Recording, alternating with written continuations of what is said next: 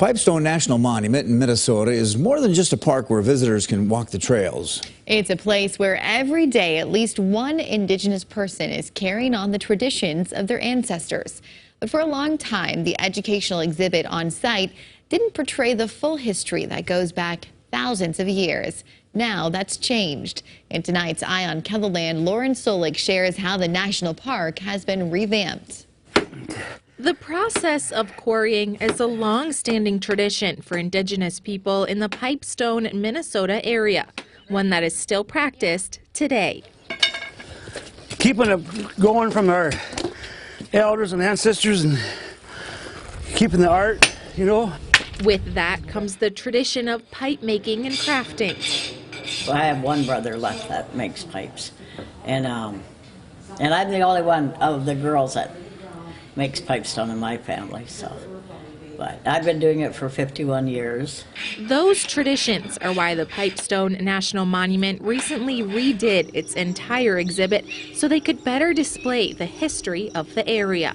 Previously, the exhibits that we had emphasized more of the fur trade and European cultures coming through and discovering the quarries for the first time, starting around the 1700s, whereas indigenous people had been coming here already for at least 3,000 years. The Pipestone National Monument worked with 23 different tribal nations to create the new exhibit at the end of 2019. Thanks to the input from the 23 tribal nations we worked with, people get why Native Americans have been coming here for so long and the significance of it. And when they go out on the trail and they talk to the cultural demonstrators in the building, it'll kind of reinforce that even though it's a park, like a part of the national park system, it's not a playground. It is a very significant site and a sacred site to many people, and this captures that. Jackie Martins is one of the cultural demonstrators on site. Visitors can watch as she makes her small crafts out of pipestone. People appreciate it so much. This is something that they really need to have here, for people to be able to see somebody actually working with a pipestone and everything, because yeah, you can put pictures up and stories and everything, but unless if you see an actual person doing it, She says one worry, though, is that younger generations aren't as interested in the tradition of pipestone crafting. We're all in our 60s that are doing it now, so, how much longer it'll go on, we don't know. Stoneworker Mark Peterson sees that same loss of interest in the actual quarrying of pipestone as well.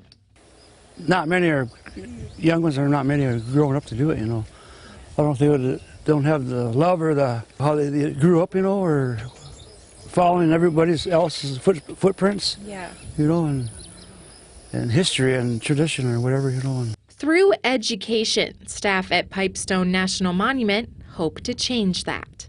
We've been reaching out to a lot of indigenous youth and indigenous schools and schools that cater to indigenous students to get them out here and connect them with elders. And they learn to quarry if they're old enough, to learn at least about quarrying, quarrying classes.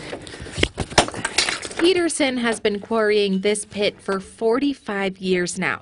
He says he keeps going for both the past and the future.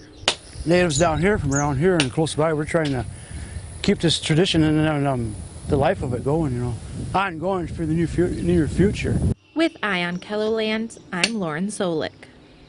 Now, only people affiliated with the Native American tribe can quarry at Pipestone National Monument. To learn more about the site, follow the link under this story on Kettleland.com.